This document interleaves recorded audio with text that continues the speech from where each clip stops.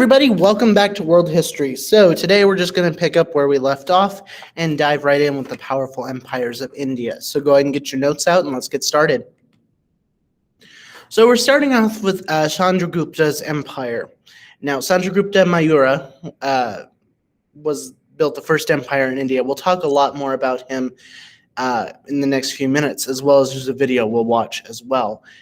His empire lasted from 321 BC to 185 BC and was a well-maintained bureaucracy to keep order. Again, as a reminder, a bureaucracy is an organized government that oversees the day-to-day operations. His rule was extremely effective, but harsh. Similar to other cultures and societies that we'll talk about, he utilized the secret police to basically root out any dissent to his rule and got rid of them. Now, if we jump forward a little bit, his grandson, Asoka, basically was the one that caused the major collapse, primarily in the Kalinga or Deccan region, and right around 100,000 died. Now, under Buddhism, it says to reject violence, leave a moral example, and advise just the government, to respect all life, peace and prosperity, provide missionaries and transportation. Those are all major things that were kind of being neglected during that time frame, to the point where things were starting to fall apart. There was cracks starting to form in the society itself. So as a result, India actually remained pretty divided for a long time. There was a lot of different kingdoms that were there. The Dravidian South was much different than the Aryan North.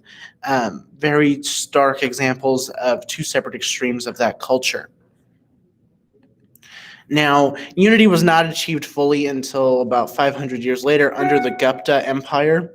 Now, basically, it just meant it took that long before they could finally reconcile and come back together as one civilization. So we'll talk about that for a little bit. So to start us off, what is the Golden Age? Now, this is a period of great cultural achievement. Now, going forward with each ancient civilization that we're going to talk about, especially Greece and Rome, they have a Golden Age that we'll discuss. For the Guptas, that was roughly from 320 AD to 540 AD, so roughly 220 years or so. And it was a major period of peace and prosperity.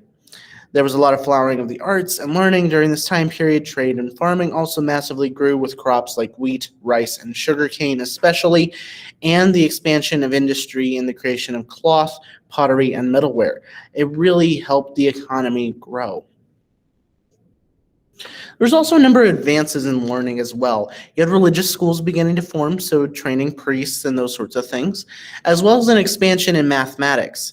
Now, it's important to note the number system that we still use today is Arabic in origin. They also began to develop things like the decimal system and the concept of zero during this time frame. Medicine, we saw a number of advancements as well. They began to learn to set bones when they were broken, performed minor surgeries, and understand that certain herbs were used to treat illness, as well as beginning to vaccinate against smallpox using a number of herbal remedies.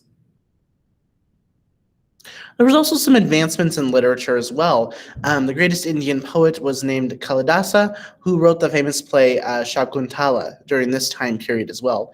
And I believe this is, if I remember correctly, this is an image illustrated to go with said play. Now, eventually, same is true with any golden age, eventually there's going to be a decline and it collapses. Now, its decline was specifically caused by weak rulers. There was a civil war as well, and foreign invaders came in and messed things up even further, that being the invasion of the Huns. They invaded and destroyed cities and trade, and sadly, once again, India was divided again and would not be unified again for a long time.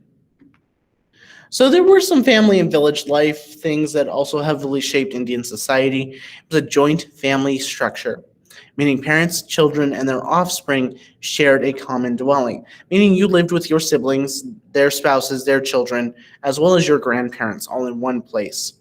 And the society was patriarchal, meaning it favored men over women. Now, Within these traditions and duties of their caste, there was the idea that arose of arranged marriages. This is still a thing today.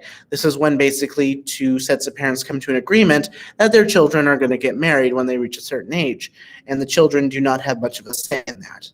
Something that is also a part of that is that of a dowry or a payment to the groom from the bride and the bride's family, basically saying, here's a payment for taking my daughter, and hopefully this helps. Now, the role of women did begin to change over time. Originally, they were restricted to the home only. Their main purpose was to get married and have children. But they also presented something known as the Shakti, or creative energy. This completes a man and can be quite destructive. And they also believed in a rebirth to a higher existence, along with the devotion to their husbands and the sati, or burning themselves to death on their husband's funeral pyre when their husband died. Women were held with much higher level of regard in the society and respected due to their place in the caste system. Village structure, again, that typically varied depending on the size, and this is still true today. The different castes would be divided. They all paid taxes. There was traditionally a ruling council, and it was usually a center for farming and trade as well.